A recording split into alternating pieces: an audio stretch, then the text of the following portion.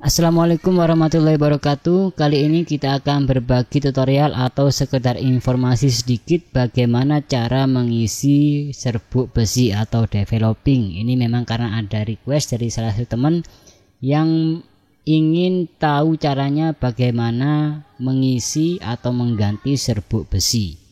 Untuk caranya kita bisa lihat tutorial di video ini, cara membuka, ataupun bisa lihat video saya yang sebelumnya, ada di situ video cara membuka developer.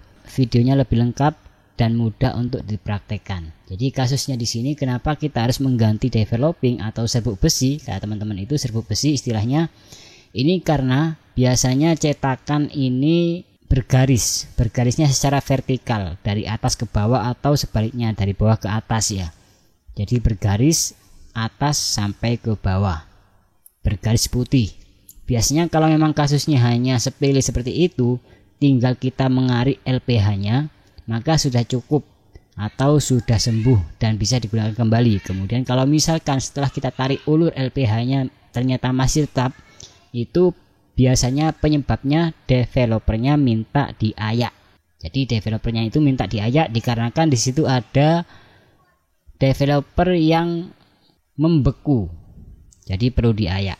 Kemudian kalau memang ternyata setelah diayak hasilnya tetap sama, itu pertanda developernya sudah habis. Jadi kita perlu mengganti ataupun menambahkan kembali developing yang telah habis tersebut. Karena akibatnya kalau memang kurang developingnya, maka transferan tinta, transferan toner ke media yang akan dicetak ini kurang sempurna. Jadi fungsi dari developing itu sendiri adalah untuk pengantar toner agar supaya hasilnya bisa sempurna. Jadi fungsinya adalah untuk mengikat pengantar saja ya. Jadi kalau misalkan kurang developingnya, maka tonernya akan berhamburan. Itu sebabnya tintanya tidak rata. Nah, saran saya bila nanti harus mengganti serbuk besi ini, saya sarankan langsung diganti, yang lama dibuang. Jadi kita ganti dengan yang baru. Dan serbuk besi ini sudah cukup, takarannya memang sudah segini, jadi nggak usah diperbanyak ya, cukup ini, segini sudah cukup. Jadi seperti yang saya katakan di awal, fungsi dari serbuk besi ini hanya untuk mengikat saja agar supaya tunernya itu bisa rata pada cetakan. Jadi ada penghantarnya.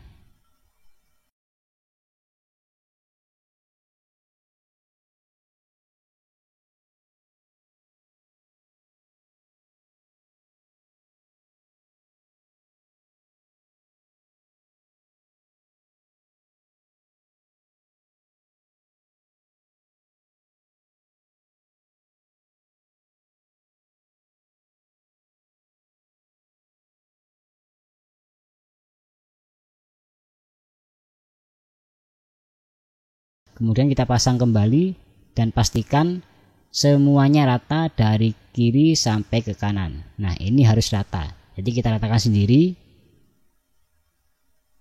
secara manual. Kemudian kalau memang sudah rata, kita pasang kembali.